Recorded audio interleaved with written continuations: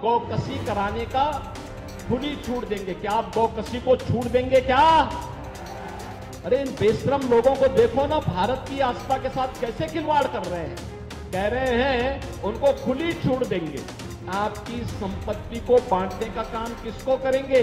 बांग्लादेशी घुसपैठियों को, रोहिंग्या लोगों को, जो विदेशी आए हैं घुसपैठिए, उनको बांट देंगे ये लोग। क्या आप कोई हिंदुस्तान इसको स्वीकार कर पाएगा क्या? बहनों और भाइयों, ये काम कांग्रेस चाहती तो वो भी कर सकती थी।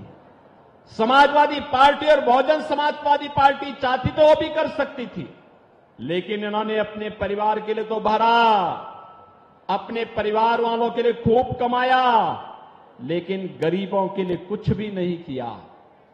गरीबों के लिए कुछ भी नहीं किया। और एक तरफ किया कुछ नहीं, वहीं आपने वर्तमान में कांग्रेस और सपा का जो गठबंधन है, इंडी गठबंधन, इनके घोषणा पत्र को देखा होगा। अपने घोषणा पत्र में क्या कहते हैं ये कहते हैं कि हम गरीबी हटाएंगे। कैसे हटाएंगे गरीबी? गरीबी हटाओ का नारा तो श्रीमती इंदिरा गांधी जी ने भी दिया था। श्रीमती इंदिरा गांधी ने कहा था 1970 में गरीबी हटाने का।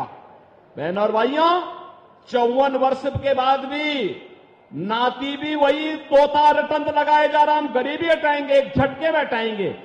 जब उससे पूछा गया कि कैसे हटाएंगे, तो कहता है हम सभी लोगों की संपत्ति का सर्वे करवा देंगे, और सर्वे कराने के बाद अगर किसी के पास 4 कमरे का मकान है ना, तो 4 कमरे के मकान में अगर उनके परिवार में 4 लोग हैं तो कहेंगे कि तुम्हारे लिए 2 कमरे पर्याप्त हैं, 2 कमरे हम दूसरे लोगों को जबरदस्ती कब्जे में ले लेंगे, उस पर कांग्रेस का अधिकार हो जाएगा। वे कह रहे हैं हम सर्वे कराएंगे।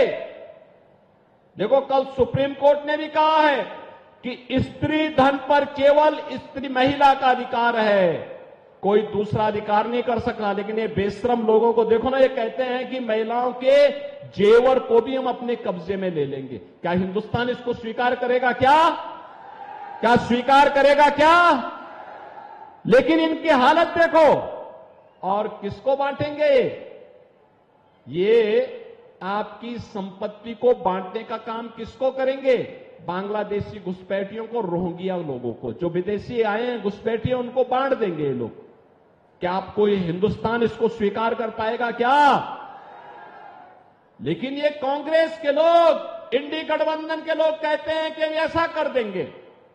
बहनों और भाइयों, इन्होंने जब यूपीए की गवर्नमेंट थी 2004 से 14 के बीच में, इन्होंने ऐसे प्रयास किए थे अनुसूचित जाति, जनजाति और पिछड़ी जाति के लोगों को मिलने वाले आरक्षण के लिए, उस पर इन्होंने सेंध लगाने का काम किया था।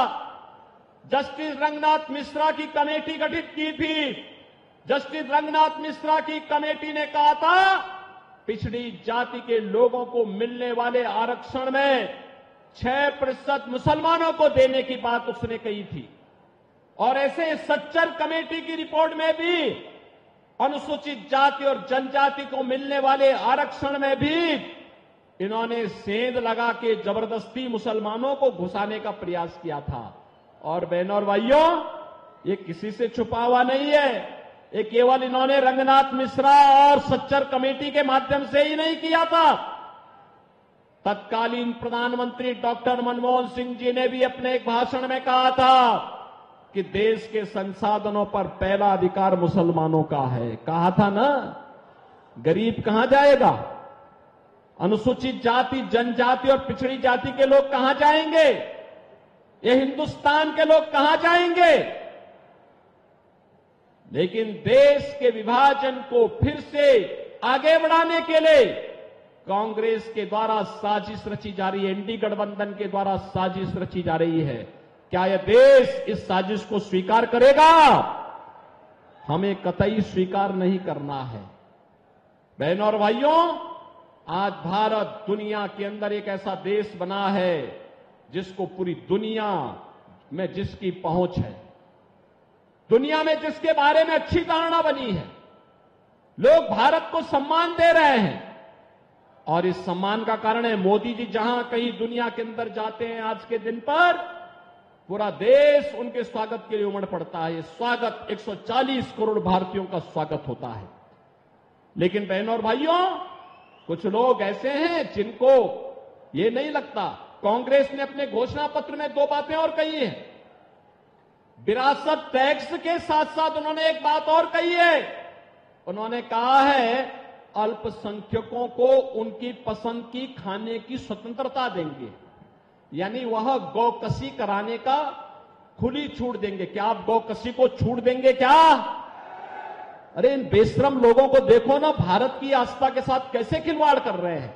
कह रहे हैं उनको खुली छूट देंगे। अरे कैसे हो सकता है? जिस गाय को हम माता मानते हैं, जिसको हमारा शास्त्र कहता है कि गाओ विश्वस्य मातरम्, उस गौ माता को एक काटने के लिए देंगे कसाईयों को। क्या हिंदुस्तान इसको स्वीकार कर पाएगा क्या? और मैंने सुना है कि भाई और बहन दोनों अयोध्या दर्शन करने के लिए जाना चाहते हैं। जब इनकी सरकार थी तब कहते थे कि राम तो हुए ही नहीं। क्या कहते थे? राम हुए ही नहीं। और जब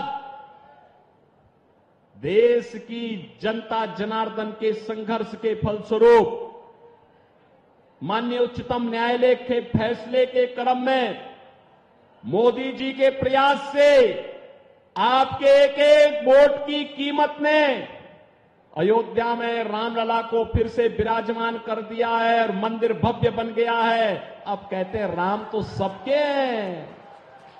देखो ना इनके दोहरे चरित्र को। पहले कहते थे राम हुए ही नहीं, अब कहते हैं राम तो सबके हैं। बहन और भाइयों, इन पे विश्वास मत करना, कभी विश्वास मत करना।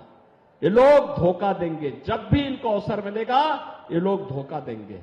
हमें धोखेबाजों से नहीं, हमें भ्रष्टाचारियों से नहीं, हमें हिंदुस्तान की सुरक्षा और हिंदुस्तान की संप्रभुता के साथ साथ हिंदुस्तान को समृद्धि की नई ऊंचाई तक पहुंचाने वाली सरकार चाहिए। और वह केवल भारतीय जनता पार्टी दे पाएगी, भारतीय जनता पार्टी दे पाएगी।